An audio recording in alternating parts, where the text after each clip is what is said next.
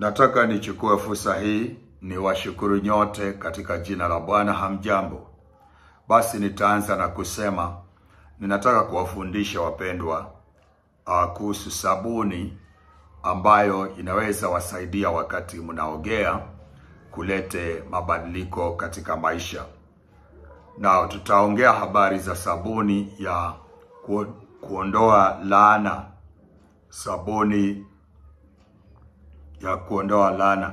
Yaani hiyo sabuni huwa tunaita a curse breaker soap. Curse breaker soap.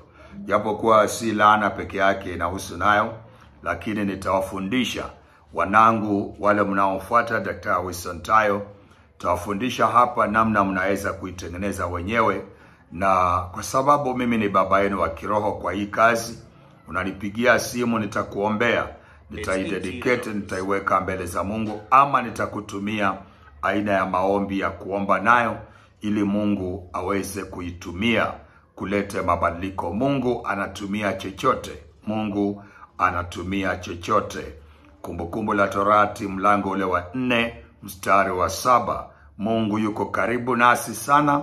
Mungu anayepatikana na Bwana Mungu anayepatikana katika jambo lolote tumuombalo kwalo. Anapatikana katika kitu chochote ambacho tunamuomba Mungu kwacho. Maandiko yanasema vile. Hata Isaya Bwana anasema amrisheni kazi ya mikono yangu. Kwa hivyo unaweza kuamrisha maumbile ya Mungu yakacheza wimbo wako, yakacheza vile unavyotaka.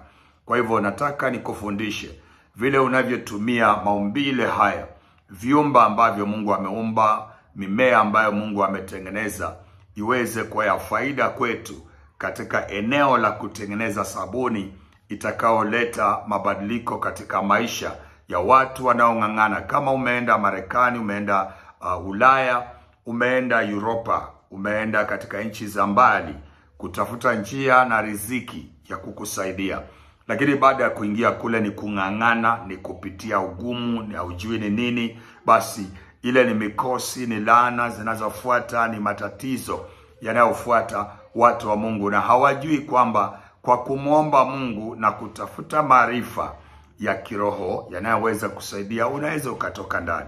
Kuna wengi mnang'ang'ana katika hali hiyo. Hii sabuni inaweza ikakusaidia. Kama kuna mtu unang'ang'ana na biashara haikui, unapambana nayo usiku na mchana, unapiga magoti na maombi lakini haikui, basi na kuomba uongeze maarifa ya kuoga na sabuni hii. Utaona mabadiliko yakija katika maisha yako wewe. Pia wewe ambaye unatafuta kazi na umemaliza, una makaratasi lakini unashindwa kupata, mimi naomba Mungu akusaidie uweze kuelewa mafundisho haya, alafu sabuni hii itaweza kusaidia laana za ardhi ambazo ziko katika ardhi.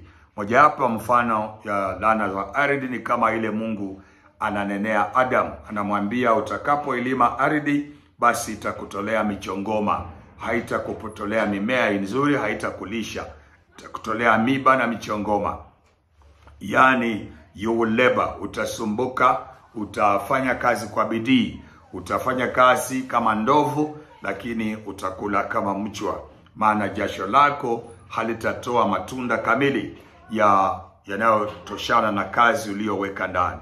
Basi hiyo ni laana ya ardhi, na laana ya ardhi ni chochote kila ambacho watu wametumia mchanga, wametumia mavumbi na wametumia ardhi kulemaza hali yako ya uzuri wa maisha, au kulemaza kazi ya mikono yako, au kusababisha wewe kukwama katika maisha. Yani umekwama mahali pamoja, hauwezi kuendelea. Naomba Mungu akusaidie mtu wa Mungu kwamba uweze kuelewa kama mambo haya ambayo daktari anafundisha yanaweza kuwa msaada, yanaweza kuwa ya maana katika maisha. Naongea na watu ambao wanamjua Mungu, naongea na watu ambao wanatafuta suluhisho katika maisha. Naongea na watu ambao wamekwama, hawaendi mali. Naongea na watu ambao ndoa zimekwama, watu ambao biashara haziendi, watu ambao nyumba zimekataa, haziendi. Basi mtumishi wa Mungu, nataka nikuambie wewe, kila ambacho utafanya ni utafute vile Mungu atatokea katika maisha kupitia kwa huduma hii, na Mungu atakusaidia. Basi kwa hayo na mengi sana Mungu akusaidie. Utatengenezaje hii sabuni? Kwanza tafuta bidhaa. Tafuta kitu ya kwanza, mchanga wa boma lenu ama wa kijiji chenu. Mchanga unaotoka kwa kijiji chenu. Si lazima uwe wa boma lenu. Naweza kuwa ya kijiji chenu tu, mahali umezaliwa. Huko wenye ule kulilelewa ile emblem code yako. Ililala pale. Sasa hiyo ndio utafute. Jambo la pili, tafuta majivu ambayo yamepikiwa kuni yakabaki. Tafuta majivu, ashes, ambayo imepikiwa kuni ikabaki. Ya tatu, utatafuta mtu wa Mungu kitu ambayo kinaitwa chumvi ya kiroho. Chumvi ya kiroho, wengi mnafikiria kwamba ndio chumvi hii ambayo ni ya bahari. La hasha.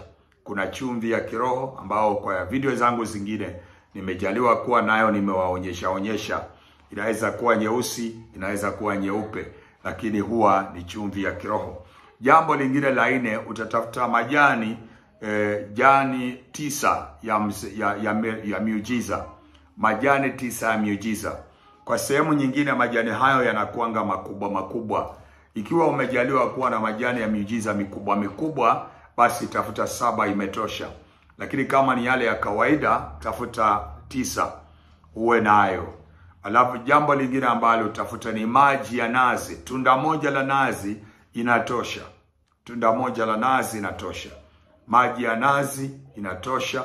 Basi na mdalasini wa unga. Mungu akusaidie pia uongeze mdalasini wa unga kijiko moja kama umepata. Utafanya nini? Nunua sabuni nyeusi.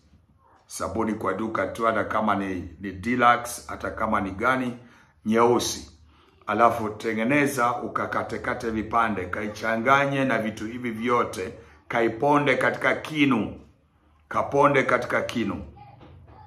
Mpaka vile itashikamana kabisa, yote imechanganya. Tayari hiyo.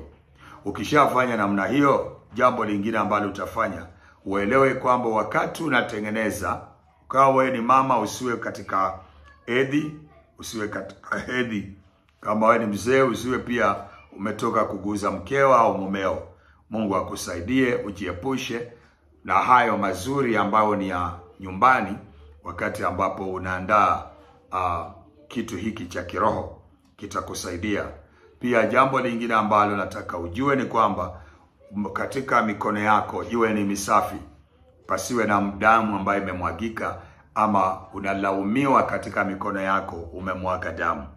Jambo la 3 ambalo uangalie ni kwamba pasiwe na damu iliyowahi kuchanganyika. Damu iliyowahi kuchanganyika kimapenzi, na ni mtu wa ukoo. Mtu ambaye mnaitana kazini, mnaitana ndugu wa mama, mnaitana nani, watu wa ukoo ambao kuna kitu ambao mnarelate na wao. Ikiwa jambo hili la incest limeingia kwako, mtu wa Mungu, basi wewe pia uangalie sana isiwe kwamba, maana hauwezi ukatengeneza sabuni ya aina hii kama vitu hivyo. Na kama pia wewe ni mle ndugu ama yule dada ambaye shetani amejalia kulala na wanyama, shetani amekujalia wewe wanyama ndio umeoa, ama wanyama ndio wake zako au ume zako, basi na kuomba usiguse hii sabuni, haitakusaidia. Rwedha ukijaribu kuitengeneza itakuletea shida katika maisha. Sasa vitu kama hivyo viepuke, na Bwana Mungu atakusaidia. Jambo lingine, wakati ambapo unatumia hii sabuni, usijuane na mwenzio pia. Inabidi ujiandae, ukae mpaka umalize hii huduma, ndipo sasa unaweza kujuana na mwenzio kwa amani. Alafu jambo lingine ni kwamba kuna aina ya chakula ambayo inatakana ukule wakati ambapo unatengeneza. Kama jinja, chai ya jinja iliyochanganya na karafuu, umetengeneza vizuri, basi pia inaweza kuwa nzuri. Umepiga pamoja, umechanganya, inaweza kuwa nzuri. Na kuna dawa ingine ambayo kwa wale ambao mtataka kutengeneza, unajua mtanijulisha, alafu nitawadokezea ni dawa gani utaweka kwa maji ili uweze kuoga wakati ambapo unaenda kujitayarisha kutengeneza huduma ya sabuni ya aina hii. Okay? Alafu jambo la mwisho, wakati wa kutumia, utaitumia Jumatano. utaitumia Jumatano baada ya kuomba na kufunga, kama unaweza kufunga, lakini haswa ni kuombea tu. Unaomba na Zaburi 23, Zaburi 91 na vitabu vingine vinavyoweza kuelekezwa na Roho Mtakatifu kwako wewe ambaye uko katika masuala ya kiroho. Hali ya kuitumia ni siku ya Jumatano kuanzia saa 3 usiku mpaka saa ngapi? Mpaka saa 5. Unaweza kuoga nayo. Na siku ingine ni siku ya Jumamosi. Hiyo unaweza kuoga alfajiri saa 9 mpaka 12 unaweza kuoga nayo.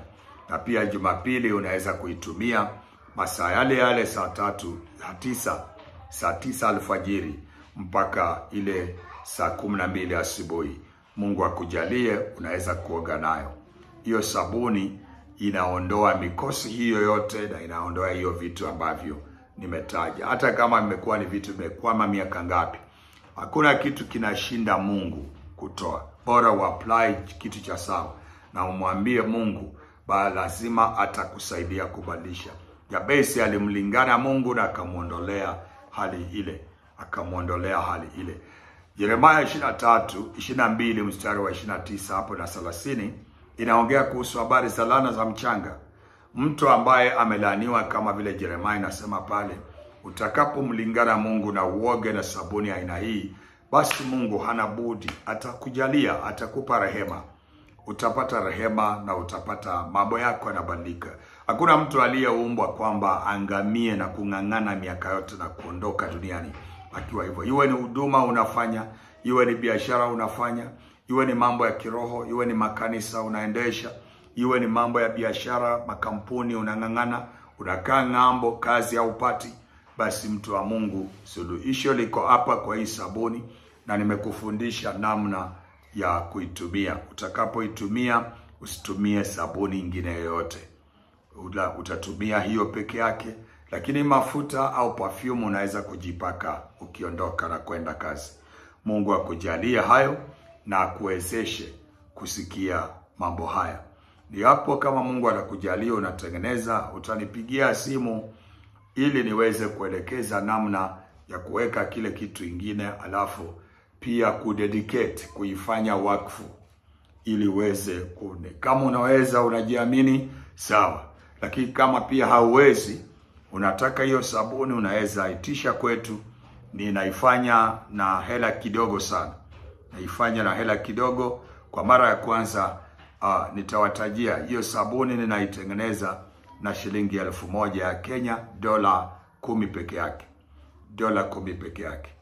Natengeneza hiyo sabuni na kupatia na nakutumia popote ulipo. Wale ambao mko hapa, lakini kwa wale ambao mko ng'ambo itabidi mtoe zaidi ya hapo, kwa sababu hata kutuma peke yake inapita $10 mbali kupita kutuma peke yake.